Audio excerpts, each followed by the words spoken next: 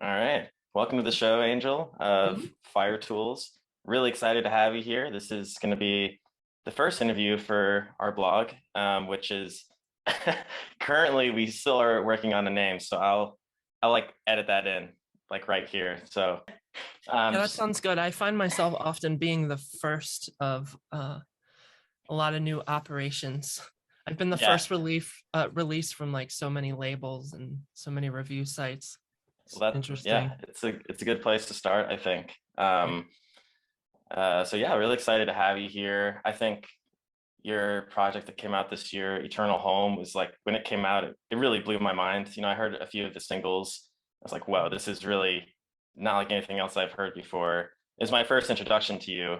And yeah, I just can't believe I have you here. So really happy to ask you some questions about it. Yeah, Um, I kind of like talking about my work a lot. that's good. So whenever anyone wants to do an interview, I'm usually just like, hell yeah. Yeah, because I did pretty much just message you on Instagram, and it was very informal the way it went about. So I Yeah, it doesn't appreciate. take much to get me to do an interview. Really, I've been on some weird podcasts before that were very awkward, but I just Yeah, wanted to talk about my stuff, so I didn't care. well, that's good because have some questions that hopefully will um, be interesting for you to answer. But we'll start out with the basics. I mean, you yourself have had like a billion different solo projects, but it seems like right now Fire-Toolz is one of the main focuses for you. What was kind of the genesis of like the Fire-Toolz moniker? What were kind of your goals for the project, and how'd you come up with the name itself? Well, if I forget to answer one of those questions before I'm done, be sure to re-ask. But it's hard to find a starting point because really the starting point is like the Big Bang, and everything just kind of comes after the thing before it. So it's like, I mean, I've been playing music forever. Um, I guess I could say that when I started using computers to help me make like electronic music, it is probably when Fire-Toolz started to come more into focus. Because I was playing in bands like guitar, drums, stuff like that, in bands for a long time. And then I got really into noise music in like the late 2000s, and I was already like playing like acoustic solo music at the time, but the noise stuff really sort of inspired me and made me feel a lot more creative when it came to making solo music. And so I was doing that more with hands-on stuff and pedals and electronics of various kinds. But then I started to realize like how much computer programs and plugins and stuff like that were able to help me make sounds that I would never be able to do with my hands with a bunch of you know pedals and circuit bent toys and drum machines and stuff like that. The possibilities were truly endless when it came to computers. So I started learning how to make electronic music, and I had a few other projects, one of which was called Power Windows. um, Windows, Windoze. Um, and so I was doing kind of like, I don't know, I guess you could say like maybe a combination of like chill wave and like trance and ambient music and stuff akin to like maybe 80s pop and 80s and 90s new age music and stuff like that. Um, but then I was listening to a lot of noise music later on that had vocals to it, very sort of abstract vocals, stuff um, like Wolf Eyes, and I really liked Russian Sarlag, which was very folky, but it was still just like weird avant-garde stuff with like weird vocals. So I started doing that using like computers to make electronic music, and I would just put these really weird, half the time improvised vocals over them. And I was using a different moniker at the time. But then when I was working on my following album, I changed the name to Fire-Toolz, and the music started becoming a little bit more structured, a little bit more intentional. Um, I wouldn't say less experimental, but I would say less nihilistic, I guess. And that just kind of took me to where I am today. And I really love the instant gratification of making music on a computer. It really beats writing a song on guitar, rehearsing it with a band, practicing for months and months and months, and then maybe playing a show. I can sit here in my room all day long and come up with songs all day long, and I don't even have to have them written before I make them. I just kind of Right. experiment and things come together. So as far as the name Fire-Toolz, it comes from an old I don't want to say hacking because it's really not that, but it was kind of like a early internet sort of like terrorism tool, like mail bombing and like pinging IP addresses to like slow people's connections down, and like phishing tools that would just like constantly try random passwords until it would guess them. It was really bad. It was bad shit. And I didn't really use it that much, but I was really fascinated with those kinds of tools that like these young sort of anarchistic programmers would make and release. There were other ones. There was one called AOL.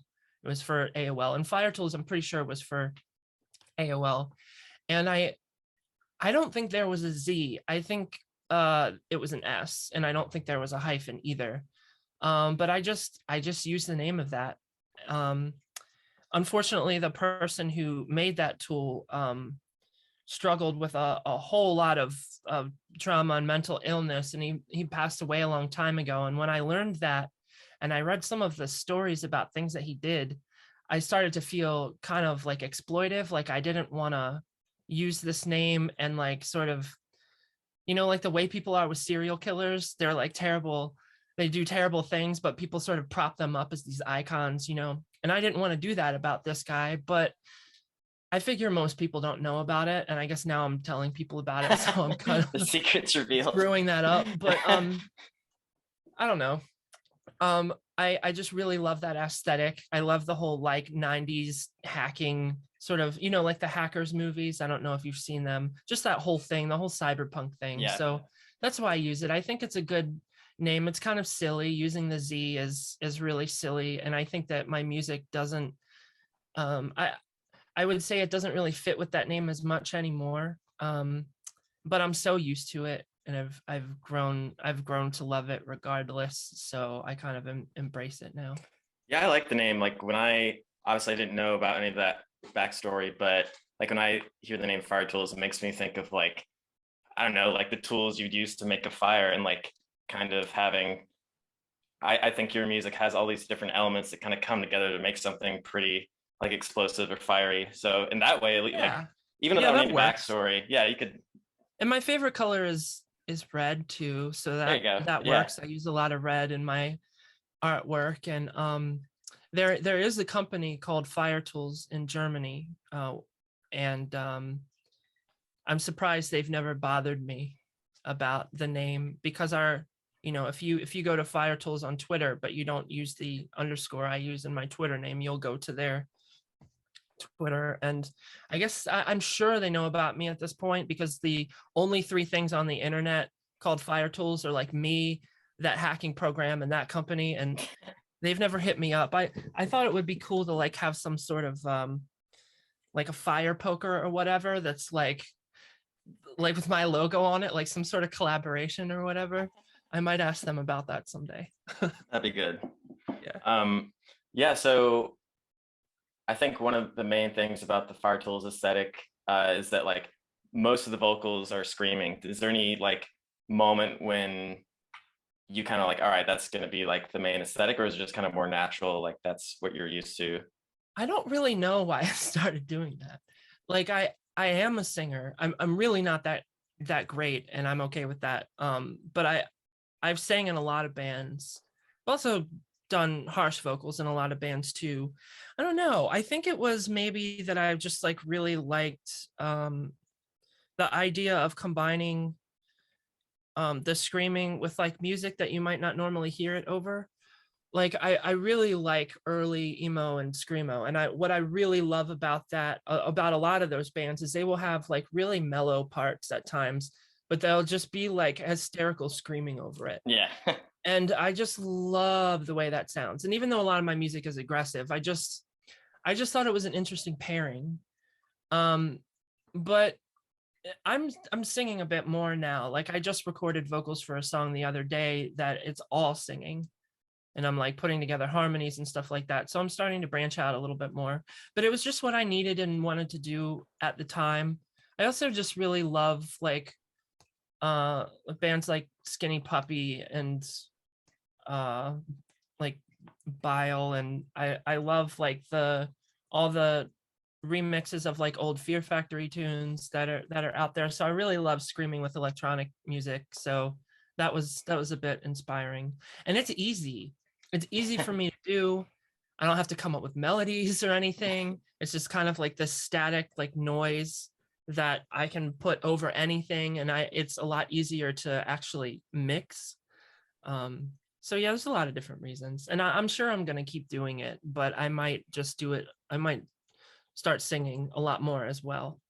So Well, yeah, I think that is one of the coolest parts about this project is like hearing, like for example, like yearning equals alchemical fire. Like they're screaming in that, but it's like a danceable beat, and like yeah, I can imagine it being on at a club, and it's like, wow, yeah. this is really cool. I think I think this project has maybe a few more tracks like that where it's like a little more direct, and like straightforward song structure. Was that kind of intentional when you started working on Eternal Home, or did that just kind of? No, I just I just kind of start with a sound or something and just build, and the song kind of writes itself.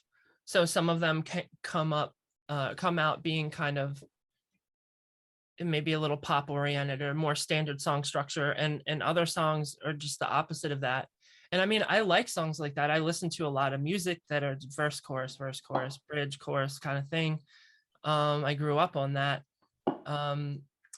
But yeah, I'm never just like, oh, I should write like a pop song. I just start messing around with a synth or something or a noise, and it just happens. Yeah, so I do think there's like also a really cool balance between, yeah, I mean, not even just pop, I mean, but like, songs that kind of have a more coherent structure, and other songs that like Progressive Path, for example, where at some point it's kind of more of just like a sound collage with just a bunch of different things. Um, what I guess, what do you think would be missing if, let's say, you took the most straightforward songs, like mashed them into an EP and took away all the like more kind of amorphous stuff? Hmm. Well, I've never wanted to do that. I've had the idea proposed to me, like I was discussing with the label I usually work with, like what we're gonna do for 2022, and like one of the ideas was like you should do like some more genre or theme specific EPs. Have a metal EP, and then you have the noise one, then you have the new age one, then you have the jazz one. But that's just not how I am. It's not, that doesn't reflect anything in my life at all. My life is just absolutely full of and seems to require all these different elements fusing together. And I'm not interested in focusing like right now. I'm still in this mode of like anything goes, and it's not random, and it's not like it's not intentional.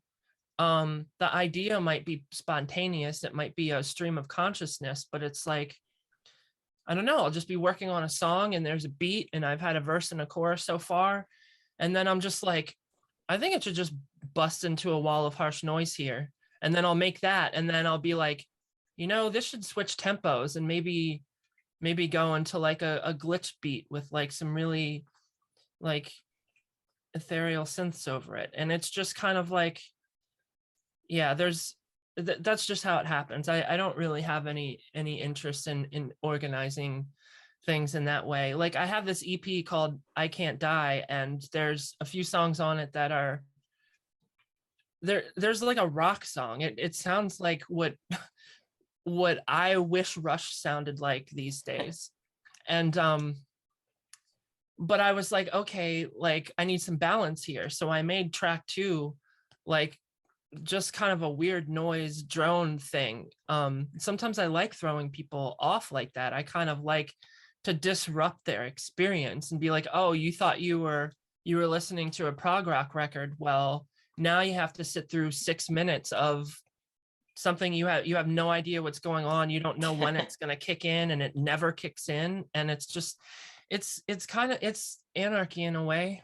But I don't know, that's just what I do, at least right now. I might get sick of it someday. I thought I would get sick of it by now, but I haven't. So Yeah, I mean, and you've talked about kind of Fire-Toolz being kind of a reflection of yourself, or like even like a diary.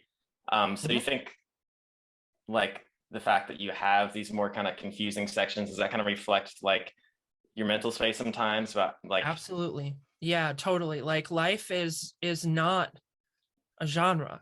I mean, in a course of one day, we can go through we can go from grief and suicide ideation to like pure joy in a single day. We can have days that where everything goes right. We can have days where everything seems to go wrong. Like we can, yeah, I mean, there's unexpected turns that happen that are for the good or for the worse. And because Fire-Toolz is a diary or a documentation of my sort of spiritual development and psychological evolution, it wouldn't make any sense to try and make a certain kind of music, because right now all I want to do is get more in touch with who I am, and I want to become more integrated into the world in ways that feel safe, in ways I can like help people and help myself. So if I'm going to reflect that in my music, it's just stupid to stick to a certain sound. right? And so in addition to kind of the project being a reflection of yourself, um, there's at least one moment on the album where I hear a cat purring, and I was wondering, I know you have some cats, so wondering like, did your cats kind of influence some of the album? And then I just want to hear some about your cats in general. Like, Yeah, what are well, their I feel names? guilty if I don't include them on stuff. Yeah.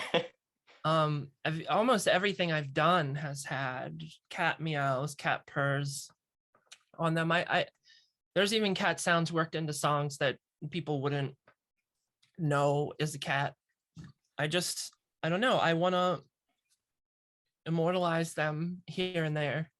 um my last record, Rainbow Bridge, um one of the songs ends with my late cat breakfast like eating, and it's like a really sloppy kind of gross sound.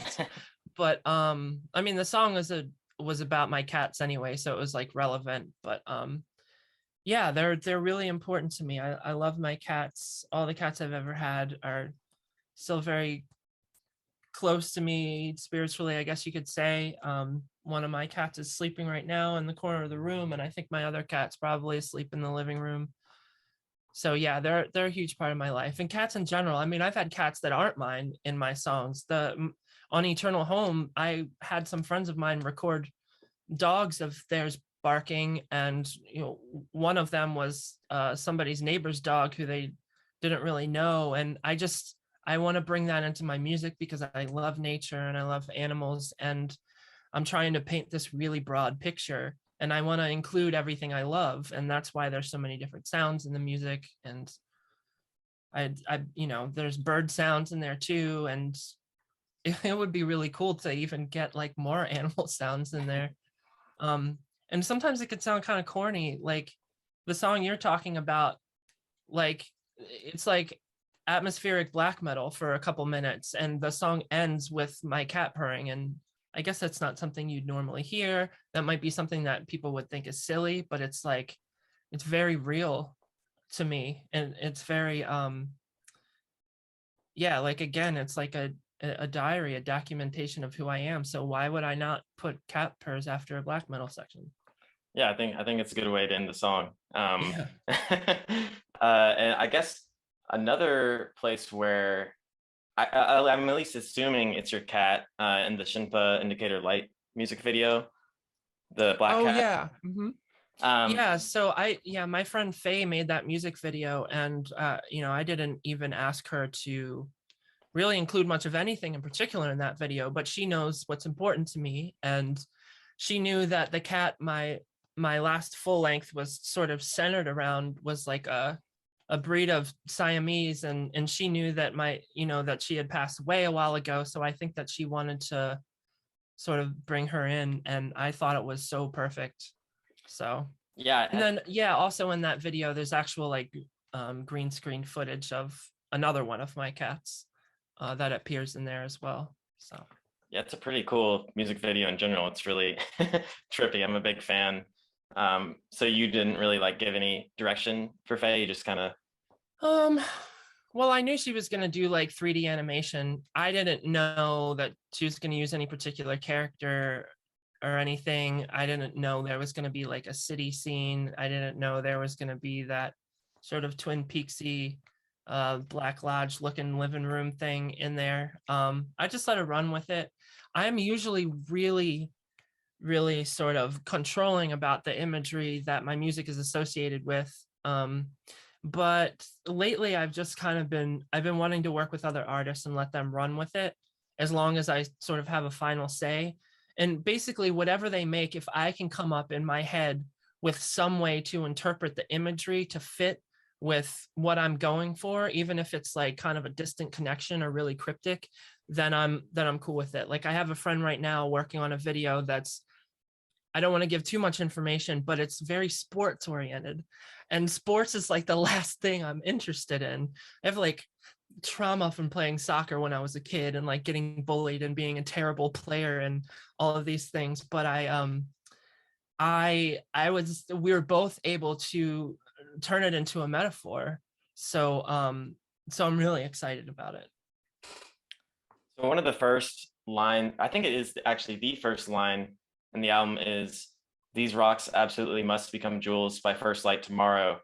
And that line to me kind of feels like this anxiety about getting things completed or maybe working on a problem or mental health. What does that line signify to you? And then I guess, do you have kind of like a general anxiety about, because I know you must be like really busy about like kind of completing your music and working on Angel Hair Studios. Mm-hmm. Well, you're very close. Well, I don't know, you're kind of spot on. It's not really a statement about getting things done in life. I don't really have a problem with that because I work so hard and I have such invigorating creative energy that's always flowing. That sort of that is my drive. I don't need a drive. It's there. But what it does relate to is more like my own sort of refinement and development as a person, working through trauma and working past things that I get stuck on psychologically. It's sort of this insistence in I guess healing and getting past things. And I'm really impatient about it a lot of times because sometimes it feels like I've been working so hard all my life and I still have these troubles, and I'm just like, come on. The song where on earth is my Satchitananda is basically elaborating on that. All the lyrics are kind of like this whiny sort of entitled perspective where I'm just like, I've done all this work. Where the hell is my peace? Where's my healing? Like, I've worked so hard. Like, I demand it now. I'm not going to wait for it. I'm not going to work any longer. But I also wanted to say about that first line, it actually relates to a very specific experience I had in childhood. I was really young and I got this thing called a rock tumbler. You might Yeah, know I what got those one of are. those So you too when I put, was a kid. yeah. So I got one. I was really excited because the front of the box has these like shiny looking gems on them. And I was like, yes, I want to make these. And then like I was setting it up and I was reading the instructions with my dad, and I read that it was going to take like weeks for this to happen. And I was like absolutely gutted. The idea of waiting, it just like, I don't know, it caused me like this inner pain. Like I was just like, I don't want to deal with all of that time passing.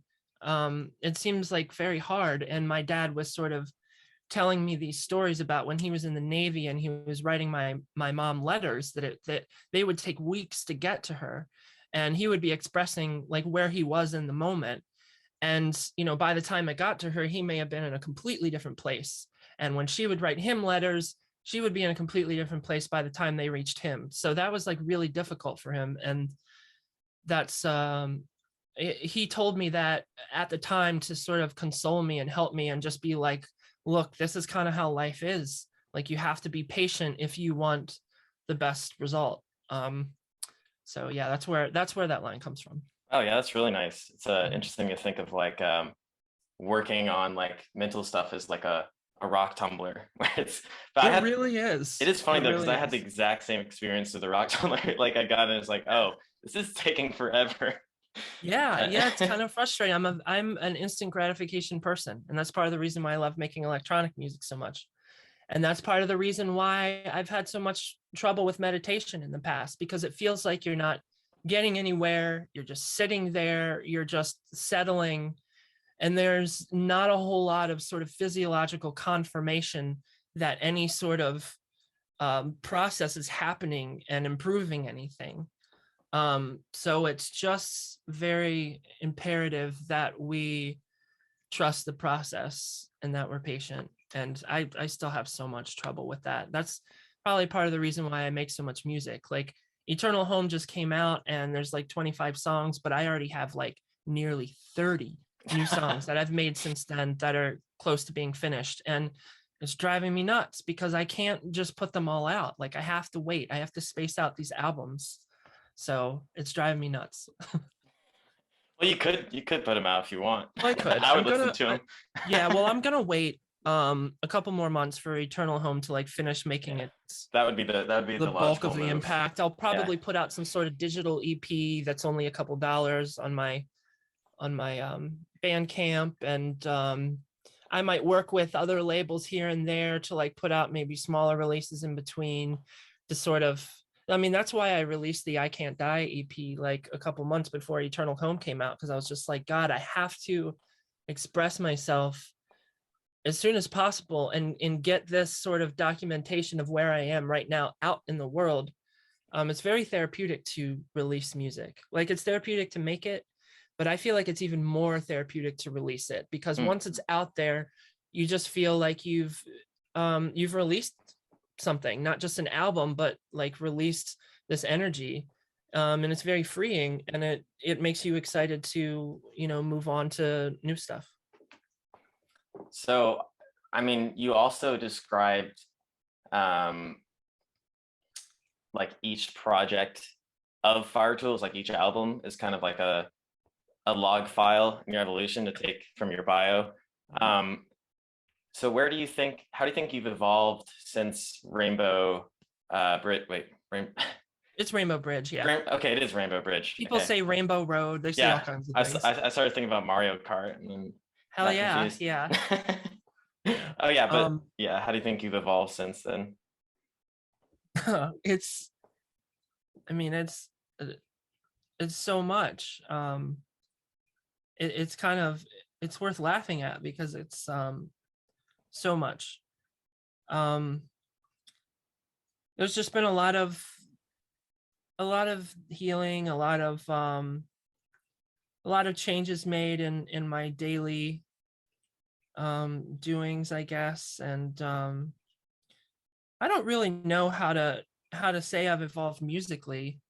I mean, I have evolved in my creativity and how I make songs, but not in a way that I can really like put my finger on. It kind of feels like constant purging.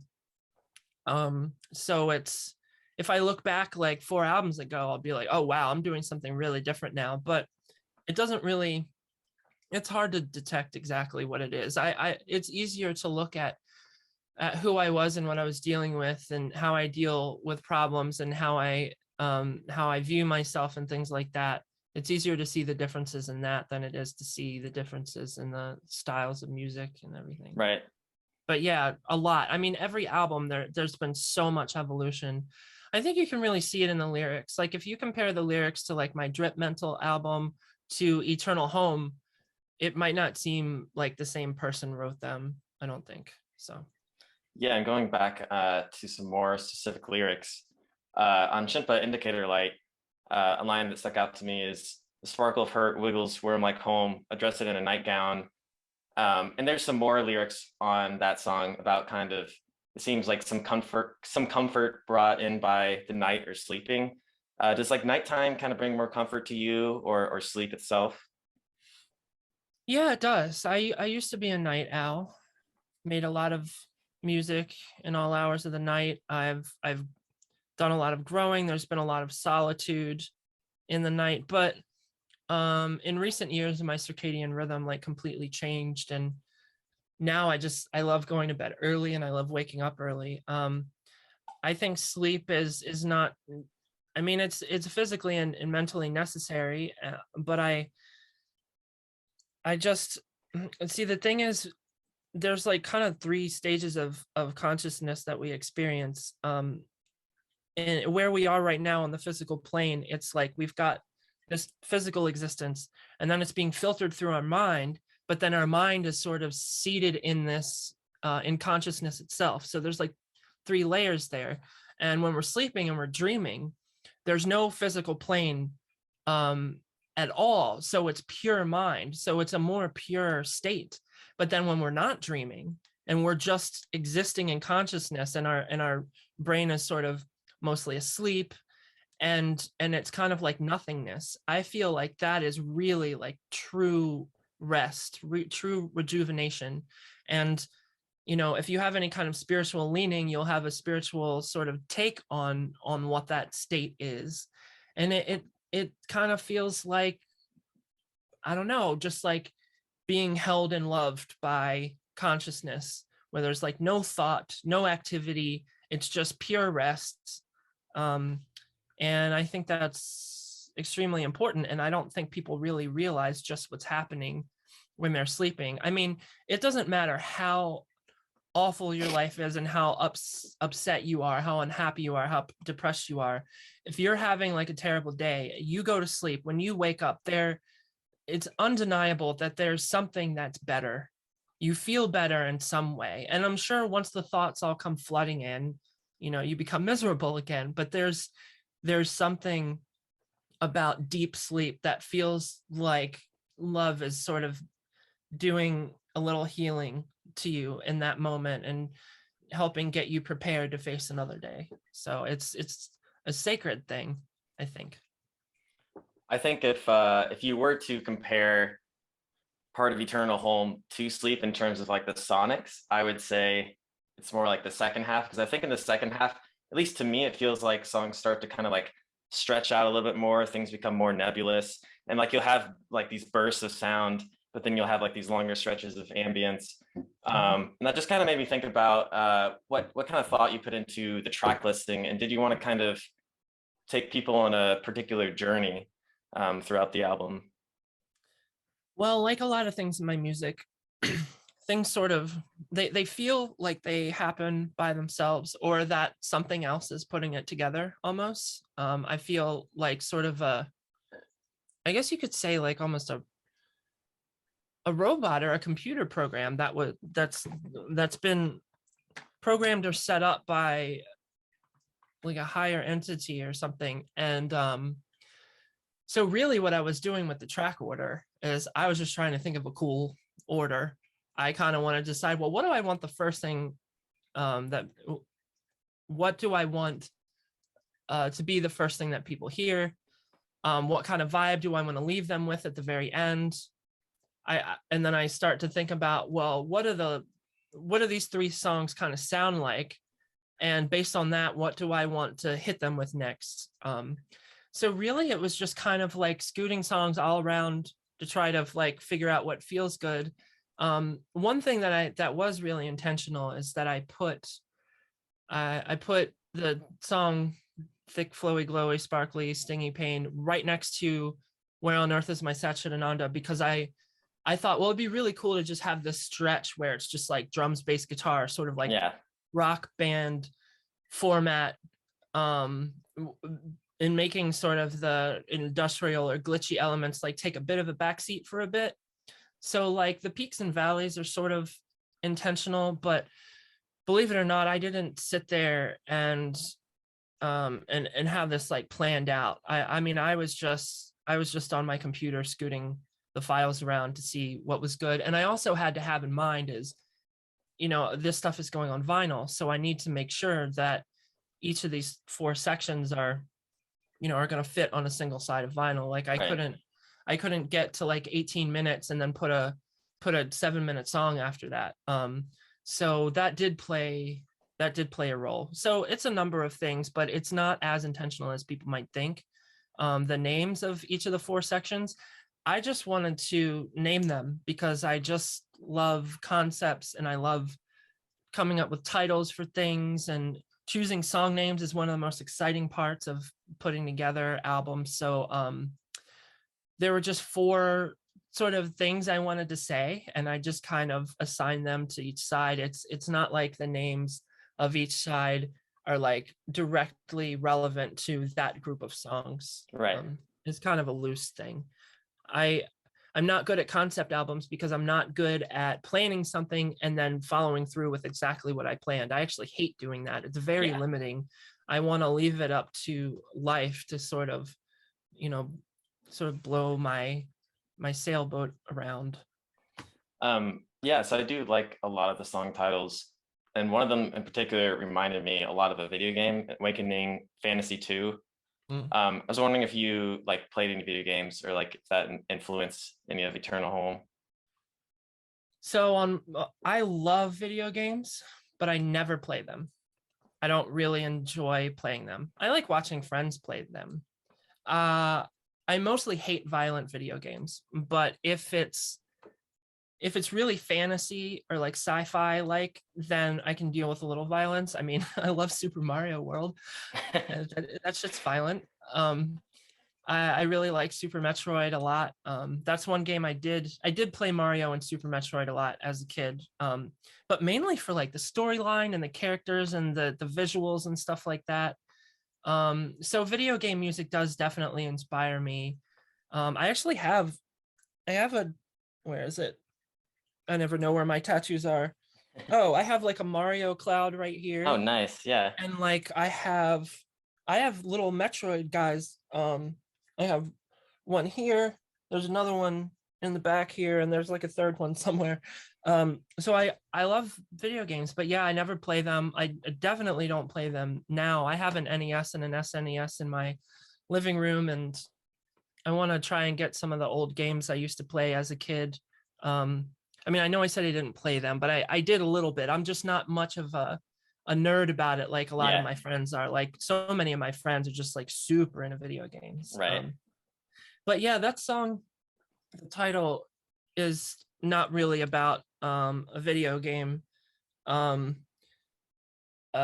word awakening is referring to like spiritual awakening of sorts, or you could just sort of call it psychological breakthroughs or whatever. But the reason the TM is there for trademark is because it's sort of referring to the commercialization of such a thing, and like, spiritual teachers that like offer courses and stuff like that. And I don't really have a problem with that stuff because I've bought many of those courses and gone through them, and I love spiritual teachers. But the lyrics are kind of about me sort of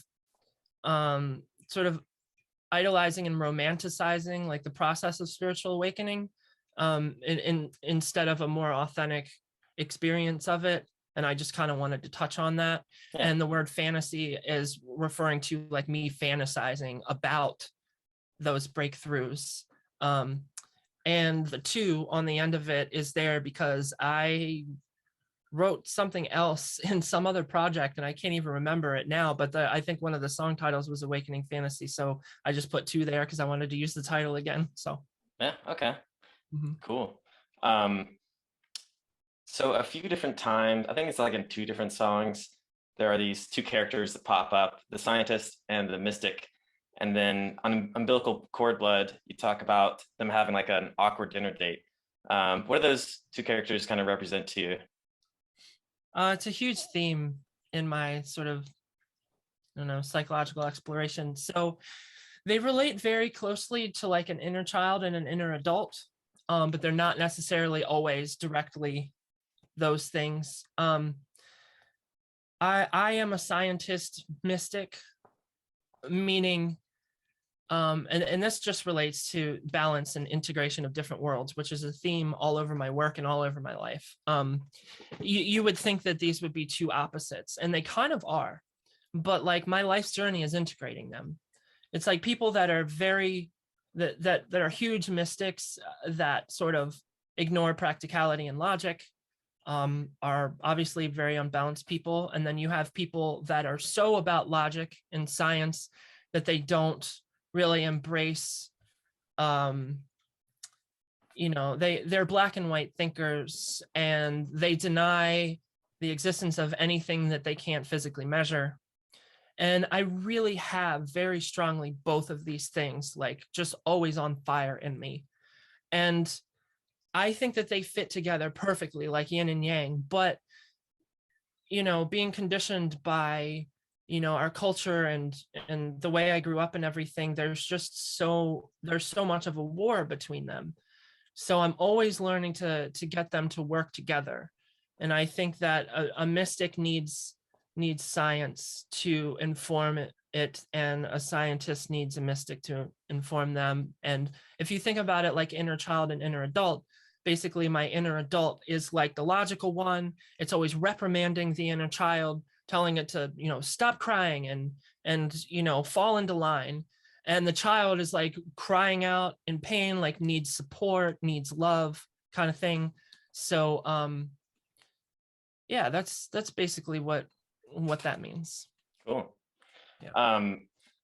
So I think with a lot of the songs, I mean, there's definitely like a type of virtuosity to the music, like some really cool, unique chords. And I know you've like collaborated with Adam Neely, who is like all about the music theory. So I was wondering, like, how much does like music theory do you know, or like does that kind of, you think about that when writing songs, or is it more just kind of, what sounds cool? Well, this is an example of kind of a scientist mystic type thing, because I do like theory a lot. I love Adam Neely so much. He's such a sweetheart, and I love his channel. I've watched every single video he's ever made, except for the one where he played the lick for like hours and hours and hours. I just kind of scanned through that one a little bit. And I wish I knew like a fraction of what he knows about theory. But I've always liked music theory a lot. But I guess the mystic metaphor comes into this because, yeah, I am just doing what sounds good and sounds weird and sounds interesting. I would say like a portion of my music definitely has theory in mind, because I intentionally want to use certain kinds of chords that bring up certain feelings in me. Like I love, major seventh chords, and I love ninth chords, and I love like Lydian and Mixolydian modes. And I really take a lot of tips from jazz fusion and sort of second wave emo, because they both focus a lot on like dissonance, and that's a huge thing. But at the same time, the only reason why I use those modes and use those scales and chords and stuff is because of the way they make me feel. Like I'm not like I need to sit down and like write something in harmonic minor and do these types of modulations that I learned from Adam. It's not like that at all. I mean, sometimes I'll just write a song that's just in straight up minor and major and never leaves it because I like the way it sounds. So I would say it's mostly based on feeling, but knowing some theory is really helpful because it helps me sort of like know how to get that feeling that I'm looking for, because I know how the Lydian mode makes me feel when I hear it. So I use it a lot. All right, I think I've got pretty much just one final question. So obviously, like the album deals a lot with the concept of home. I mean, the title is Eternal Home. So what does just the concept of home mean to you in general? Well, there's a lot of different ways you could interpret the word home, and they're all a part of the title. If we're just talking about like where we live physically, that type of home has always been so important to me. It's my home base. It's where I feel safe. It's where I feel the most inspired. you know, as you can see by the surroundings here, I'm gonna put on my wide angle lens here so you can see Oh a bit more boy. of it. Um, Oh wow, yeah. it's really important to me that I decorate my space and make it's like I puked my inner self all over my walls. Like even my living room and my kitchen have like colored lights and like cat posters and tapestries and stuff like that everywhere. So home is really important to me in that way. Um, but also, and another part about the physical home, like for a while, I was really sort of struggling with feeling at home and settled anywhere I was because I knew that most of these places I lived were not permanent. And I find a lot of comfort in the idea of permanence, but there's no such thing as permanent. So I've had to really sort of do some work in order to be able to fully settle in and relax in a temporary space. Like I want to buy a house soon, like maybe next year or the year after. So I know this isn't going to be it forever. And that there's a real sense of discomfort in that. So the reason why the last part of the album is titled Home for Now is because I was talking to a friend of mine, and when she said home for now, it like struck me. She was like, it's your home for now. So it's like I can relax like completely into the space because it is my home for now. And when that's going to change, I can worry about it then. And that way, it seems really simple just saying it, but like there was a shift within me that occurred when that was able to click for me. But sort of zooming out a bit, sort of to the eternal part, is really home is just your existence, really. And that's where you're seated, and you're always home. There's no such thing as not being home. And anytime you feel like you're not home, it's because of a sort of delusion of sorts. You're believing in an illusion. And if you can just get in touch with your inner home, your existence that you're permanently seated in, that your soul exists in, there's a real sense of comfort and relaxation that can come about, a feeling of safety and security. So yeah, I mean, I could go into like a whole bunch of like different theologies from different spiritual traditions to sort of explain this, but you know, I won't do that. But there's really a lot to it. Like the idea of home is a very sort of spiritual thing as much as it is a physical thing for me. Right. So it was really a good title. I struggled for a really long time coming up with a title, and one day I was just like, that's it. So Sweet. yeah. Well, do you have anything to kind of make people aware of? I know you have on YouTube, you have like a Behind the Muzak series. I was wondering if you had one planned for Eternal Home, but anything else, any other projects or stuff on the horizon that you want to shout out before the end of the interview? Well, I did already record an Eternal Home Behind the Muzak episode. It's kind of short. I really don't go through things sequentially like I kind of wanted to. It's really overwhelming to do one of those videos, actually. So what I did was I just, on 3 different occasions, asked people via my Instagram stories to ask me questions about Eternal Home. And about 60% of them actually followed the prompt and asked me a question about Eternal Home. But I ended up answering all the questions. I filmed that. I haven't put together the video yet. I just finished working on a video for Odd Cat Sanctuary. And I think the next time I get into my video editing stuff, I'll finish that Eternal Home Q&A and put that up probably just within the next couple of weeks, most likely.